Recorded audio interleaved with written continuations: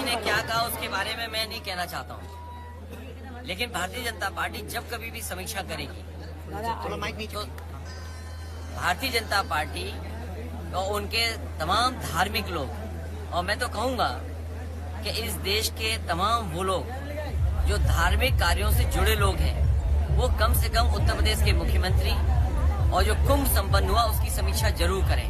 और जिस समय वो समीक्षा करेंगे वो महसूस करेंगे कि हमारे कुंभ को और पौराणिक जो परंपरा रही है या कुंभ के आयोजन में सबसे ज्यादा श्रद्धालुओं को अगर ठेस और सबसे ज्यादा श्रद्धालु अगर कभी अपमानित हुआ है तो वो इनकी सरकार में जो कुंभ का आयोजन हुआ है।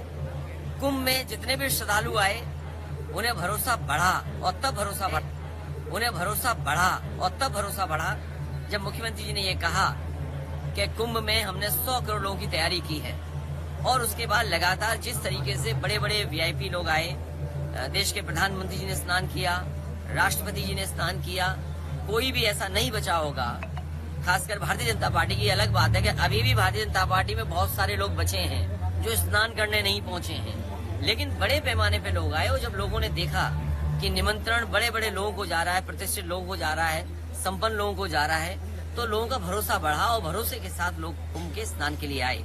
सबसे पहला झूठ जिससे ठेस लगने की बात शुरू होती है, ये कहना कि 144 वर्ष बाद हो रहा है। अगर ये बात उन्होंने पहले कही 144 साल बाद पहली बार हो रहा है, तो उनके घोषणा पत्र और उनका जो बजट अभी आया है, उस बजट की स्पीच में आप देखेंगे दूसरी लाइन ये लिखी है कि कुंभ का जो आयोजन है वो हर इतने वर्षों के बाद होता है, 144 वर्षों के बाद ही होता है, 12 वर्षों के बाद ही होता है। तो ये जो ठेस पहुंचाने का काम, मार्केटिंग करना, अपने आप को चमकाना, उसमें ये किसी ने किया तो भारतीय जनता पार्टी ने सबसे ज्यादा धर्म को ठेस पहुंचाई है। और एनजीटी और यूपी पोल्यूशन बोर्ड जैसे डबल इंजन आपस में टकरा रहे हैं, उसी तरह ये दोनों विभाग भी टकरा रहे हैं। अब तो साइंटिस्ट भी टकराने लगे हैं। तो मैं तो कहूंगा ये डबल इंजन सरकार नहीं है। जब से साइंटिस्ट एक दूसरे से टकरा रहे हैं तो ये डबल ब्लंडर वाली सरकार है। सर महाकुंभ में एक बड़ी बात है सर, जब भगदड़ के बाद जो डेथ हुई जिन लोगों की, लेकिन उसके बाद मुस्लिम समाज ने कहीं न कहीं अपनी मस्जिदों को खोल दिया है जो तीर्थयात्री के लिए, लेकिन किसी भी बीजेपी के नेता ने उन्हें धन्यवाद नहीं दिया मुस्लिम समाज को। क्या कहोगे सर? कई पत्रकार साथियों ने वो खबरें चलाई हैं, स्टोरीज की हैं, जहां पर श्रद्धालुओं की मदद मुस्लिम समुदाय के साथ साथ अन्य समुदायों ने बड़े पैमाने पर की। उस दिन जिस समय सरकार का इंतजाम फेल हो गया तो सबसे ज्यादा मदद करने के लोग अगर कोई सामने आए तो मुस्लिम समाज के लोग। उन्होंने अपनी मस्जिदों में, अपने घर में, अपने मदरसों में, अपने जो भी स्थान उनके पास था, न केवल उन्हें रुकने की जगह दी बल्कि उनकी जो सेवा कर सकते थे उस समय कड़ाके की ठंड में जब सबसे ज्यादा जरूरत थी खाने पीने के, कपड़ों की, वो इंतजाम किया और लोगों को मिलाया भी। ऐसे भी तमाम मुस्लिम समाज के लोग हैं जिन्होंने मिलाया भी एक दूसरे परिवार को। मिलाने के साथ साथ कई जो बीमार होने पर या हार्ट अटैक होने पर भी डॉक्टर सामने आए जो मुस्लिम समुदाय के थे। इसलिए मैं ये बात याद दिलाना चाहता हूँ, ये बीजेपी के लोग तो ऐसा प्रचार कर रहे हैं कि कुंभ पहले होता ही नहीं था, कुंभ का आयोजन बीजेपी ही करा रही है। ये प्रचार करने की कोशिश की और अपने आप को ठप्पा लगवाने की कोशिश की। लेकिन सच्चाई ये जो डॉक्यूमेंटेड हिस्ट्री कहती है वो ये कहती है कि सम्राट हर्षवर्धन ने कुंभ लगाने की परंपरा शुरू की थी। जब सम्राट हर्षवर्धन कुंभ लगाते थे तो तमाम समुदाय के लोग, तमाम धर्म के लोगों को बुला करके वहाँ पर दान या उनसे मिलने का या आध्यात्मिक कार्यक्रम होते थे। स्नान करना, दान करना। बीजेपी से क्या उम्मीद करोगे कुछ दान करेंगे?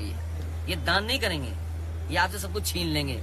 समाज में धर्म हमारा व्यापार का सवाल नहीं हो सकता है। जो लोग कुंभ को व्यापार समझ रहे हैं वो सबसे ज्यादा हिंदू धर्म को ठेस पहुंचा रहे हैं। वो कह रहे हैं कि अगर हमने 10,000 12,000 करोड़ रुपए लगाए भी हैं, इससे 3 लाख करोड़ का व्यापार होने जा रहा है। और अगर 3 लाख करोड़ का व्यापार यूपी को हुआ है तो कम से कम जीएसटी तो मिली होगी ना। अगर 3 लाख करोड़ का कारोबार हुआ है तो आप सब व्यापार से जुड़े लोग हैं, तो हमें मुख्यमंत्री जी ये बताएं कि जीएसटी कितनी मिली होगी। और अगर जीएसटी मिली है और अगर जीएसटी का आंकड़ा नहीं दे रहे हैं तो मुख्यमंत्री जी की वही बात होगी 46 में 56 वाली। सर यूएस एड को लेकर क्या कहेंगे? लगातार ट्रंप बोल रहे हैं हमें और आपको उलझाते रहे ट्रिलियन में। दिल्ली वालों ने कहा 5 ट्रिलियन, लखनऊ वालों ने कहा 1 ट्रिलियन। हम और आपको सबको उलझाया ट्रिलियन में और खुद ले लिया बिलियन इन्होंने। सर सत्ता हमें आपको उलझाया ट्रिलियन में कि 1 ट्रिलियन 5 ट्रिलियन और खुद ले लिया इन्होंने 21 मिलियन। और ये कौन कह रहा है? केवल 21 मिलियन की बात नहीं, जो बात हम लोग कहते आए थे कि बैलेट पेपर से वोट पड़ना चाहिए। सोचिए, अमेरिका के राष्ट्रपति का कहना कि MIT या जो एक्सपर्ट्स हैं कंप्यूटर में, या जो साइंटिस्ट हैं टेक्नोलॉजी के, या और तमाम जो इस कारोबार से जुड़े हुए बड़े लोग हैं, वो महसूस करते हैं कि इलेक्ट्रॉनिक वोटिंग मशीन से वोट पड़ना खतरनाक भी है और उसमें बहुत कुछ होता है अंदर ही अंदर, जो कह रहे हैं अपने बातों में। इसलिए बैलेट के पक्ष में उन्होंने ही बोला। अब हमें उम्मीद है कि भारतीय जनता पार्टी की आंखें खुल गई होंगी और भारतीय जनता पार्टी 21 मिलियन की शर्म को बचने के लिए, अपने आप को बचाने के लिए बैलेट का वोटिंग शुरू कराएंगे। जब वो कह रहे हैं कि 1 नेशन 1 इलेक्शन, तो यूपी का चुनाव कराएं एक फेज में। 1 नेशन 1 इलेक्शन, उससे पहले 1 फेज में चुनाव करा के दिखाएं और कम से कम अपने मित्र की बात माने, जो अमेरिका में मित्र हैं, इनके दोस्त हैं, कि वो चाहते हैं बैलेट से वोट पड़े। अच्छा, प्रधानमंत्री जी अभी ये बागेश्वर में बोल रहे हैं कि विदेशी ताकतों के साथ भारतीय पॉलिटिक्स में धर्म को प्रचारित किया जा रहा है कुंभ के नाम पर। ये बात मुझे समझ में नहीं आ रही है, क्या सवाल पूछ रहे हो। लेकिन हमारा धर्म तो दुनिया में पहले ही जा चुका है और बहुत तमाम लोगों का योगदान है। स्वामी विवेकानंद जी का योगदान है और भी साधु संत रहे हैं, ऋषि रहे हैं, जो गए हैं समय समय पर वेस्ट में हमारे धर्म का प्रचार किया है, आध्यात्म की जानकारी दी है।